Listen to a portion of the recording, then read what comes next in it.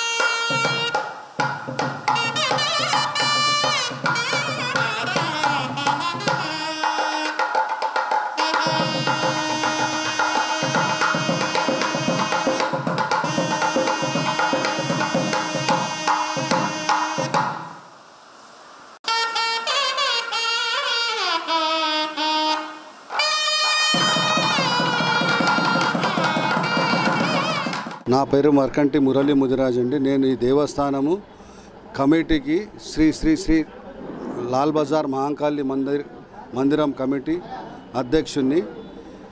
మా కమిటీ ఏర్పడ్డది 2010లో. నేను అధ్యక్షుడిగా ఎన్నుకోబడ్డది గ్రామస్తుల ద్వారా ఈ సంవత్సరము 24 ఫిబ్రవరిలో. ఈ అమ్మవారి 1836లో అమ్మవారు ఇక్కడ వెలిచింది. గుడి కట్టడం అన్నది 1904లో ఇక్కడ దేవస్థానం కట్టారు. ఇక్కడ ఈ దేవస్థానం ప్రత్యేకత ఏంటంటే చాలా గొప్ప ప్రత్యేకత ఉన్నది. ఈ అమ్మవారి గొప్పతనం ఏంటంటే అనేక భక్తులు వివిధ రకాలుగా వాళ్ళ ఒక మొక్కులు కోరుకున్నవన్నీ తీరుతూ ఉంటాయి. రోజు రోజున అమ్మవారు వాళ్ళ మొక్కులు తీర్చిన తర్వాత వాళ్ళు ఇక్కడ ఒడిబియ్యం అన్నది ప్రత్యేకంగా ప్రతి ఒక్కరు ఒడిబియ్యం అర్పించుకుంటారు. అది ఆనవాయితీగా వస్తున్నది.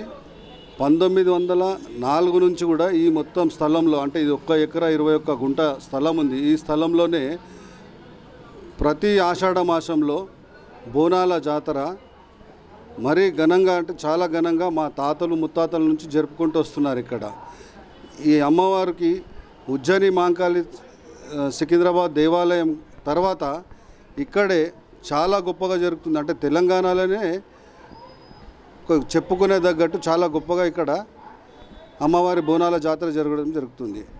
అయితే అదేవిధంగా ఈసారి కూడా భక్తులందరూ పెద్ద ఎత్తున వస్తారని చెప్పేసి ప్రతి సంవత్సరం కూడా భక్త జనాలు పెరుగుతూ ఉన్నారు.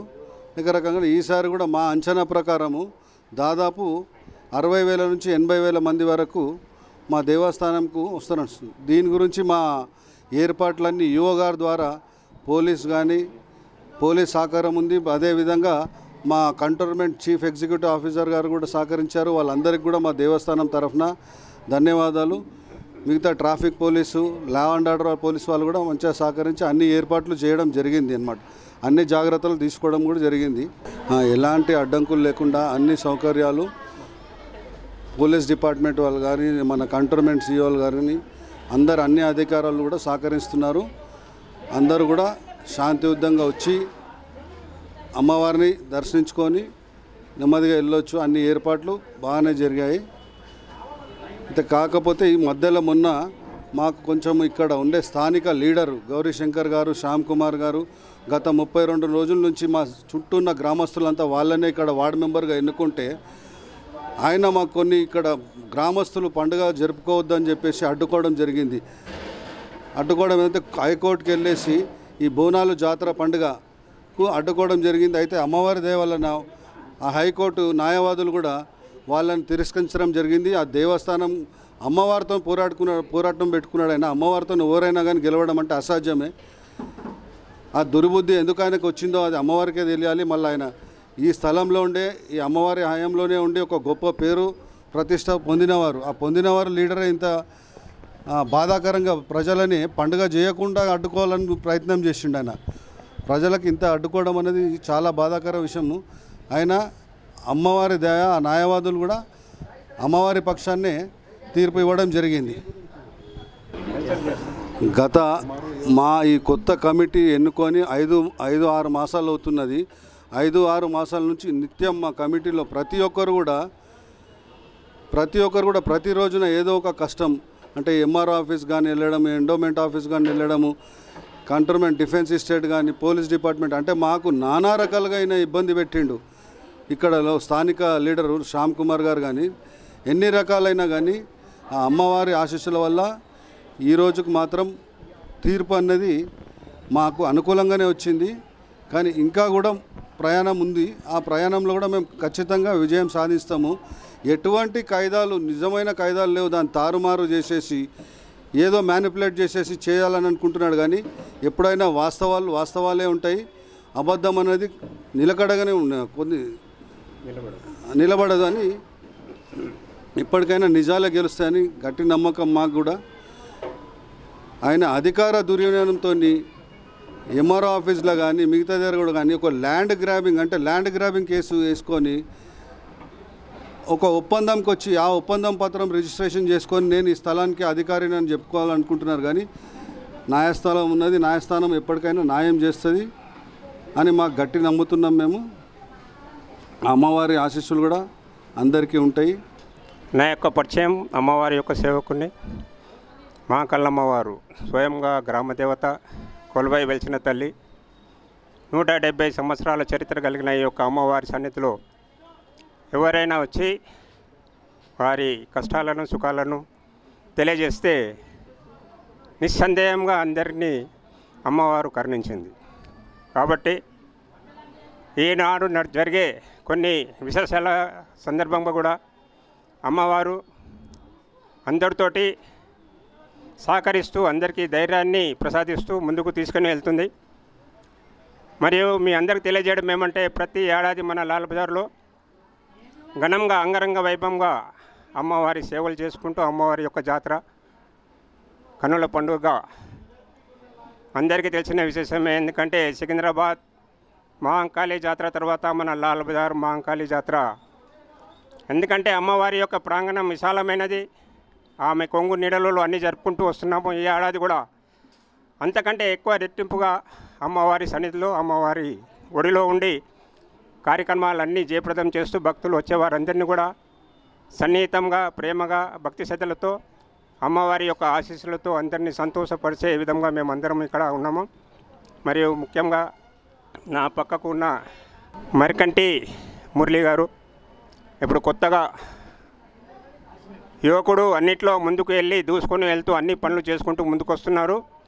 వారి ఎంబడి ఉన్న కమిటీ వారు గట్టిగా అంగబలంతో మరియు వారి యొక్క భక్తి శ్రద్ధలతో మరి ఇతర ఎన్ని భక్తి శ్రద్ధలు ఉన్నా, ఎంత అంగబలం ఉన్నా అమ్మవారి ఆశీస్సులను దీవులను పొందుతూ ప్రతి కార్యక్రమాన్ని ఎదుర్కొంటూ జయప్రదం చేసుకుంటూ వస్తున్నారు. అదేవిధంగా మేమందరం కోరడం ఏమంటే ప్రతి భక్తులందరూ కూడా ఈ ఏడాది కలిసిమెట్టుగా ఉండి అందరూ కార్యక్రమంలో పాల్గొని ప్రతి ఒక్క కార్యక్రమం అమ్మవారికి ఏదైతే జరుగుతుందో ఇక్కడ అగ్దారులు ఉంటారు, ముఖ్యంగా అమ్మవారికి సేవలు అందించేవారు, వారి యొక్క ప్రతి కార్యక్రమంలో పాల్గొని జయప్రదం చేయాలి. దీంతోపాటు ముఖ్యంగా తెలియజేయడం ఏమంటే మన ఎండోమెంట్ డిపార్ట్మెంట్ వారు కూడా కట్టుదిట్టమైన ఏర్పాట్లు మరియు భక్తులకు ఎలాంటి ఇబ్బందులు లేకుండా కూడా అన్ని సౌకర్యాలు కల్పించారు. దాంతోపాటు మురళి గారు కూడా, మరికంటి మురళి గారు కూడా మరి వారి కమిటీ మెంబర్స్ కూడా వారి వెంబడి ఉన్న సహాయ శక్తులందరూ కూడా స్వయంగా వచ్చి వారి సానుభూతి అనుకోండి, వారి యొక్క భక్తి శ్రద్ధలు అనుకోండి, ఆయన ముందుకు వచ్చిందంటే అమ్మవారి యొక్క ఆశీస్సులతో ముందుకు వచ్చారు. ముఖ్యంగా ఇందులో తెలియజేయడం ఏమంటే మహాభారతంలో ఎట్లయితే శ్రీకృష్ణ పరమాత్ముడు రథాన్ని నడిపించారో ఆ విధంగా మా లాల్ బజార్ మా కల్లమ్మ వారి యొక్క రథాన్ని కూడా మన మురళి గారు నడిపిస్తున్నారు. కాబట్టి మీరందరూ ఈ ఏడాది జరిగే కార్యక్రమంలో పాల్గొని జయప్రదం చేస్తారని మీతోటి మనం చేస్తున్నాం. ముఖ్యంగా ఇప్పుడు ఇచ్చిన మన సుదర్శన్ లైవ్ టీవీ ప్రోగ్రాం వారికి కూడా ధన్యవాదాలు తెలియజేస్తున్నాము. ప్రతి ఒక్కరికి అమ్మవారి ఆశీస్సులు అందజేయాలని ప్రతిదినము అమ్మవారిని కోరుకుంటున్నాం. కొందరికి ధన్యవాదాలు తెలపాల్సిన అవసరం ఉన్నది. మాకు అన్ని వర్గాల వారు కూడా సహకరించారు. మాకు ఒక వెన్నుపూసలాగా ఉన్నారు. ముఖ్యంగా ఆర్యవైశ్య సంఘం వాళ్ళు కానీ, జైన్ సమాజ్ వాళ్ళు కానీ, గౌడ్ సమాజం, మహారాష్ట్ర సమాజం వాళ్ళకి, వీళ్ళకి అందరికీ, మళ్ళీ మా బజార్ వాస్తులు మా స్థలం దేవస్థానం స్థలం గురించి ఒక రోజంతా మార్కెట్ కూడా బంద్ చేయడం జరిగింది. వీళ్ళందరికీ కూడా ప్రత్యేకంగా మా కమిటీ తరఫున ప్రతి ఒక్కరి తరఫున ధన్యవాదాలు తెలుపుతున్నాం. అదేవిధంగా మా కమిటీ మెంబర్లు భక్తవచల్యం గారు కానీ, మధు గారు కానీ, రాజేష్ గారు కానీ, ప్రతి ఒక్కరు పేరున వీళ్ళకు కూడా నా తరఫున ధన్యవాదాలు చెప్తున్నాను. ముఖ్యంగా మహిళలు కూడా, మా లాల్ బజార్ మహిళలు ప్రతి కార్యక్రమంలో ఉపవాసం ఉండి అమ్మవారి స్థలాన్ని కాపాడుకోవాలి, అమ్మవారి మనం ఒక పండుగని జయప్రదంగా చేయాలని నిత్యము వాళ్ళ సహకారం కూడా ఎంత ఉందంటే నేను మాటలలో వివరించలేను. వాళ్ళు చేసిన స్నాయానికి మాటలలో వివరించలేని అంత గొప్పగా వాళ్ళు మాకు మద్దతుగా ఉండే ప్రతిసారి ప్రతి కార్యక్రమంలో ప్రతి పోరాటంలో మంచి చెడ కార్యక్రమంలో చాలా ముందుకున్నారు. వాళ్ళకు కూడా అమ్మవారి ఆశీస్సులు ఎప్పటికీ ఉంటాయని గట్టిగా నమ్మి వాళ్ళ కుటుంబాలు వాళ్ళకు కూడా ఆశీస్సులు ఆరోగ్యవంతంగా సంతోషంగా ఉండాలని మనస్ఫూర్తిగా నేను కోరుకుంటూ సెలవు తీసుకుంటాను. Thank you. ఏంటంటే గత 30-35 సంవత్సరాల నుంచి మా స్థానిక ఒక ప్రజాసేవకుడుగానే మేము ఎన్నుకున్నాము గౌరీశంకర్ శ్యామ్ కుమార్ గారిని. అట్లాంటి వ్యక్తి 30 ఏళ్ళ నుంచి ఏకగ్రీవంగా మేము ఎన్నుకుంటుంటే మా మహిళల మీద కోర్టుకులాగా కేసులు పెట్టి వాళ్ళేమో దేవస్థానం గురించి పోరాడుతుంటే ఆయన వ్యక్తిగతం గురించి స్వార్థం గురించి పోరాడుకుంటా మా మహిళల మీద కేసులు పెట్టడం జరిగింది. ఆయనకు మా దురదృష్టం అనేది మేము భావిస్తున్నాం. అదేవిధంగా ఈ సుదర్శన్ టీవీ వాళ్ళకి కూడా ధన్యవాదాలు. వాళ్ళు కూడా మా పోరాటం న్యాయ పోరాటం అని చూసి మాకు మద్దతు పలికి మాకు కూడా ఎప్పటికీ సహకరిస్తామన్నారు. అదే ఈ పండుగకు రాబోయే అమ్మవారి జాతర 24-25 తారీఖున కూడా లైవ్ ప్రోగ్రాం పెడతా అన్నారు టీవీ గురించి. వాళ్ళకు కూడా ప్రత్యేకంగా మా కమిటీ తరఫు నుండి మళ్ళీ మా లాల్ బజార్ భక్తులందరి తరఫు నుంచి ధన్యవాదాలు చెప్తున్నాను. ఇప్పుడు ముఖ్యంగా చెప్పడం ఏంటంటే ఇది అమ్మవారి దేవస్థానం. ఈ దేవస్థానం పరిధిలో 1 ఎకరా 21 గుంట స్థలం ఉన్నది. ఇప్పటి నుండి కాదు, ఇది 1836 నుంచి ఇది దేవస్థానంకి ఉంది. 1836 నుంచి ఇక్కడ అమ్మవారి బోనాల జాతర, నవరాత్రుల పండుగ ఇదే స్థలంలో జరుపుకుంటూ వస్తున్నారు. మా తాతల పెద్దల నుంచి ఇక్కడ జరుపుకుంటూ వస్తున్నారు.